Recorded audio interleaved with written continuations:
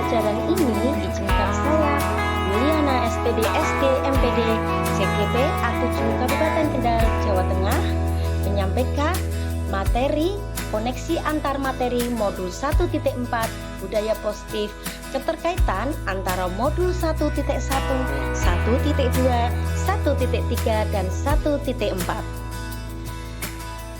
Di sini saya didampingi oleh Bapak Sulhadi MPD selaku fasilitator dan Ibu Siti Istijabatun MPD selaku pengajar praktik.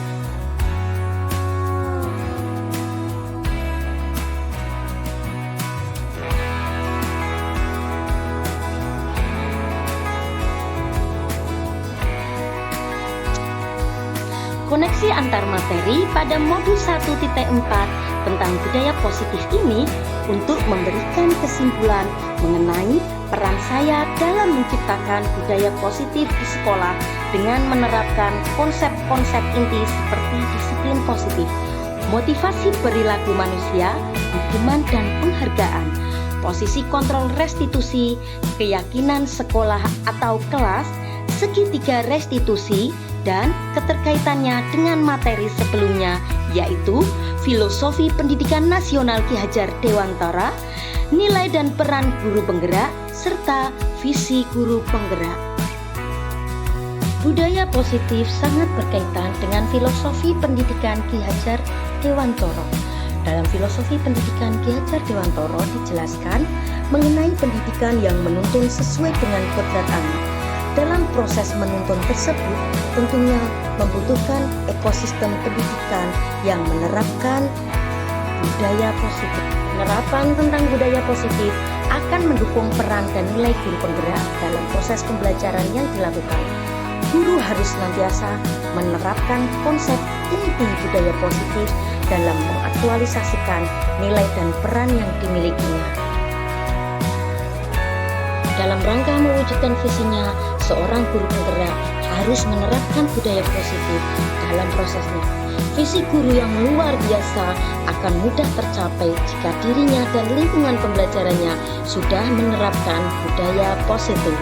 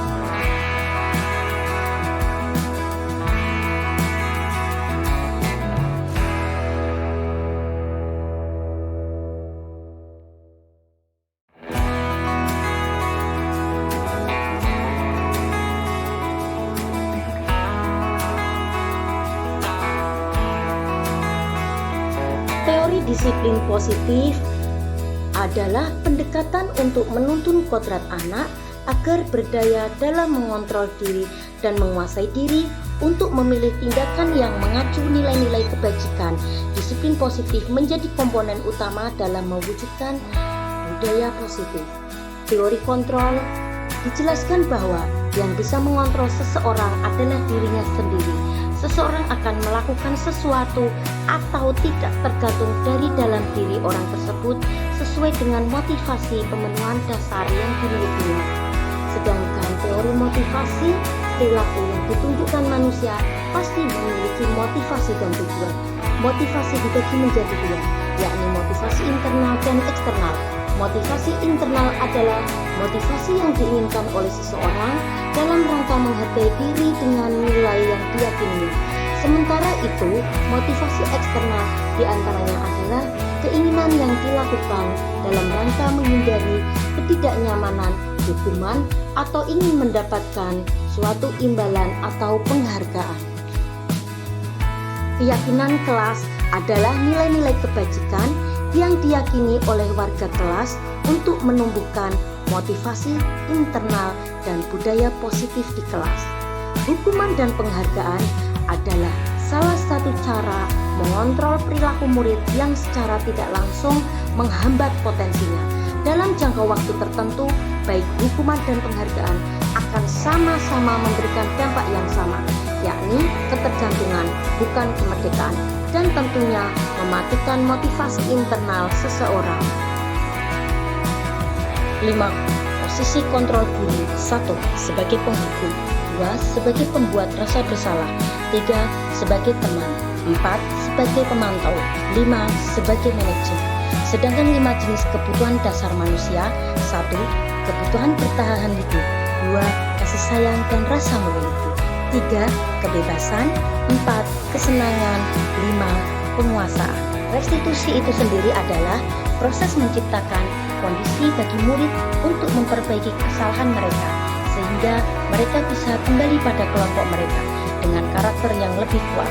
Restitusi juga merupakan proses kolaboratif yang mengajarkan murid untuk mencari solusi untuk masalah mereka dan membantu murid berpikir tentang orang seperti apa yang mereka ingin menjadi tujuan mulia dan bagaimana mereka harus memperlakukan orang lain. Hal yang menarik dan di luar dugaan saya: 1. Ternyata hukuman dan penghargaan tidak efektif untuk diberikan kepada siswa. 2. Ada 5 posisi kontrol guru dalam menangani siswa yang bermasalah. Saat ini saya lebih banyak di posisi guru sebagai teman dan guru sebagai pemantau. Kedepannya saya akan selalu berusaha untuk menempatkan diri di posisi guru sebagai manajer. 3. Dengan mengetahui kebutuhan dasar manusia, kita bisa memetakan motivasi yang dilakukan seorang siswa saat ia berbuat sesuatu yang tidak sesuai dengan aturan atau keyakinan sekolah. 4. Keyakinan kelas ternyata berbeda dengan aturan atau kesepakatan kelas.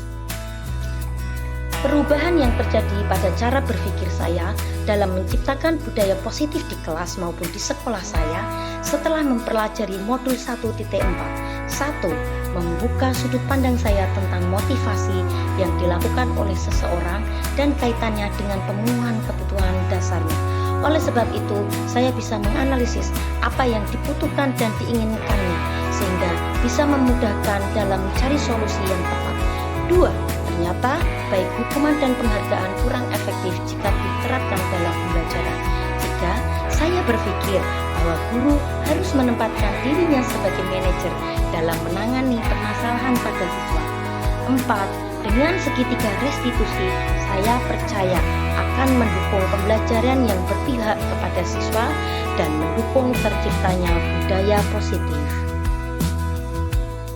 Saya pernah melakukan bagian dari segitiga restitusi, tetapi tidak menerapkan langkah menanyakan keyakinan karena memang belum membuat suatu keyakinan kelas. Maka dari itu, kedepannya saya akan membentuk keyakinan kelas agar bisa menjadi pedoman saat menerapkan segitiga restitusi kepada siswa saya. Saat mendapati siswa yang bermasalah, ada rasa amarah yang muncul. Namun saya segera sadar bahwa amarah justru akan menambah masalah. Oleh sebab itu, saya menggali apa motivasi yang mendorong siswa untuk berbuat salah. Saat siswa menyadari bahwa dia salah dan berupaya memperbaiki diri, saya cukup lega dan senang. Dalam penerapan segitiga restitusi, saya kurang di bagian menanyakan keyakinan. Untuk itu kedepannya, saya akan membuat keyakinan kelas untuk bisa dipedomani saat menerapkan segitiga restitusi kepada siswa yang melakukan suatu kesalahan. Sebelum mempelajari modul ini, saya lebih banyak menempatkan diri di posisi guru sebagai teman dan pemantau. Perasaannya masih kurang puas karena siswa terkadang masih melakukan masalah yang sama dan berulang. Setelah mempelajari modul ini, saya akan memakai posisi sebagai manajer. Perbedaannya adalah dengan posisi manajer, siswa bisa menyadari masalah yang dilakukannya dan memberi ruang kepada siswa untuk menyelesaikan masalah dengan solusinya sendiri.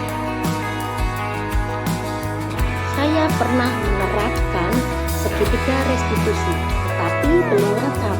Saya menerapkan di bagian menstabilkan identitas dan validasi tindakan yang salah. Nah, pada bagian yang belum saya laksanakan adalah bagian menanyakan keyakinan, karena belum pembentukan keyakinan kelas.